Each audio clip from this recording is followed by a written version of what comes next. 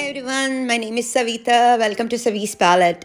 Today I wanted to share with you all this extremely tasty dry curry recipe using Karela in Hindi or Bitter Gourd. We call it hagalkai in Canada. These are these rich vegetables which are extremely bitter to taste, but once they are cooked well with the spices, they actually have this amazing taste. I never really was a big fan of this vegetable start off, but this particular dish has become my all-time favorite. I make it often and can eat it all by itself. So the way I cut it is to cut the Karela into fours, take out the seeds and chop them into about 3/4 of an inch pieces like so. So here I have 4 of this Karela chopped into these fine pieces, and I'm going to go to the pan where I have the heated pan, and to this I add about a tablespoon of avocado oil. You can use any oil of your choice. The first step is to actually take some red chili peppers. I have 2 Guntur Badagi peppers and 2 Karnataka Badagi peppers. And I just fry them up nice so they plump up and get nicely fried.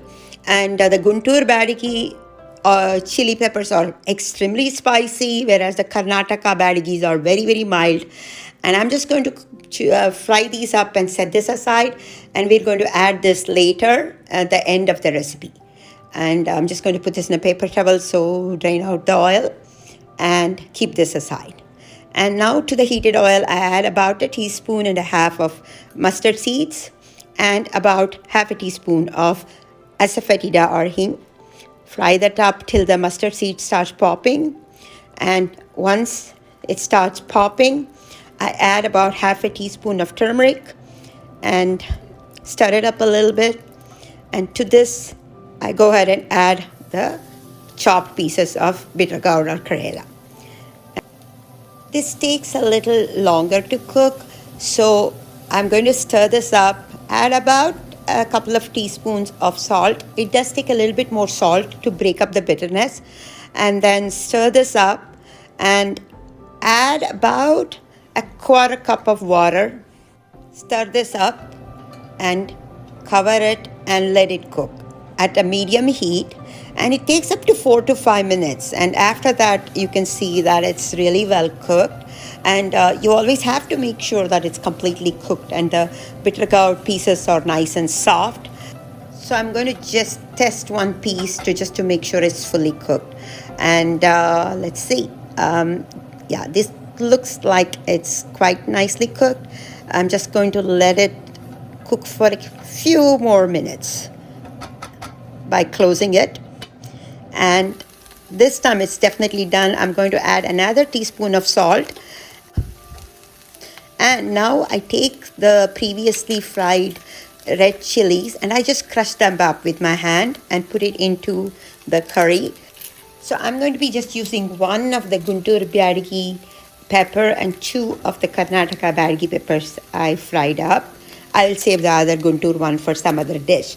So you can vary the level of spice you want by the type of chili you use or the number and the amount of chili peppers you use. And once you added the chili, the next thing that goes in is some tamarind. And I used the tamarind paste and I added about 1 teaspoon or so of tamarind and 1 teaspoon of brown sugar. And then you add a couple of tablespoons of Besan or gram flour. And this is critical. This actually binds the whole thing together and gives us this amazing, wonderful taste. So now you just stir them all together.